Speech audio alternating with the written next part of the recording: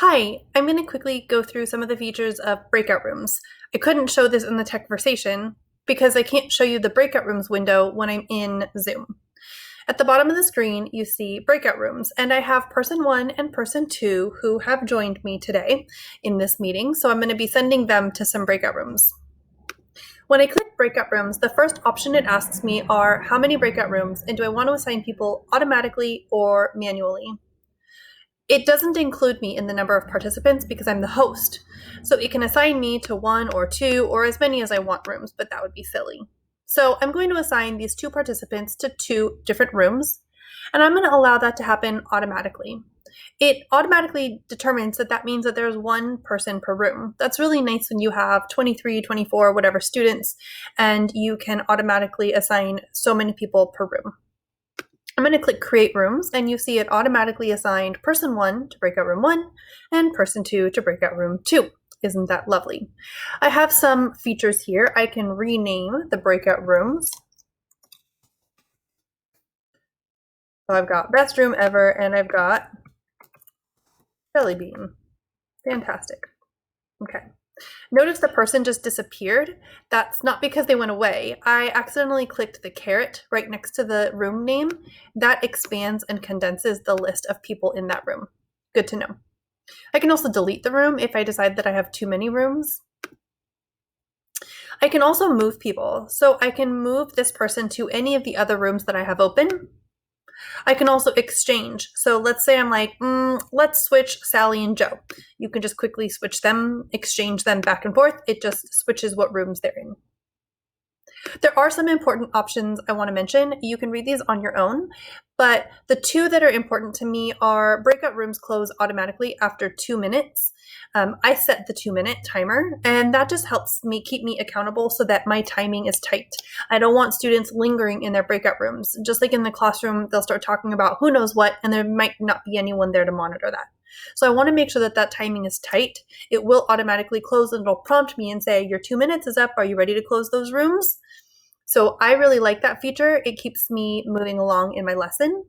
Also, the countdown timer is automatically set for 60 seconds. Let's say you have 2 partners that are going into breakout rooms and you want them to have 1 minute each to talk. So you send them into the breakout room, and after 1 minute, you cancel or close the breakout rooms, and the countdown timer will start. That's when the second person should begin sharing. So just kind of a neat feature. You can also make it 10 seconds or 15 seconds. You have lots of options there.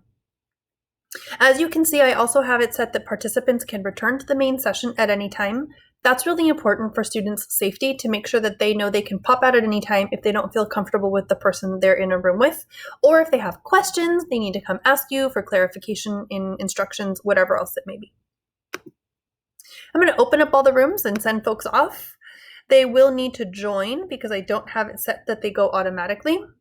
I can see now that person 1 and person 2 have joined their rooms because they are now green.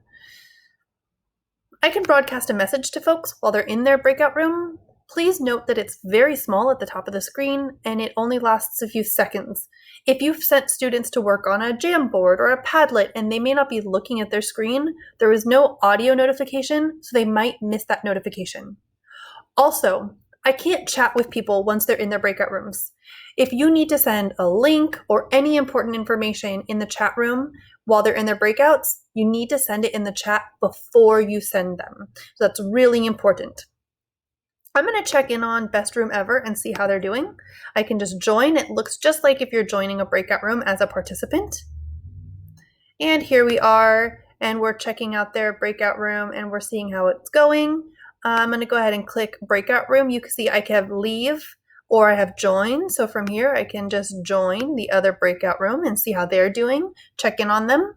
If I had multiple devices going, I could have multiple devices assigned to different breakout rooms at the same time so that I could actually be interacting and listening to all the different breakout rooms at the same time. Maybe not all of them. I might not have 12 devices.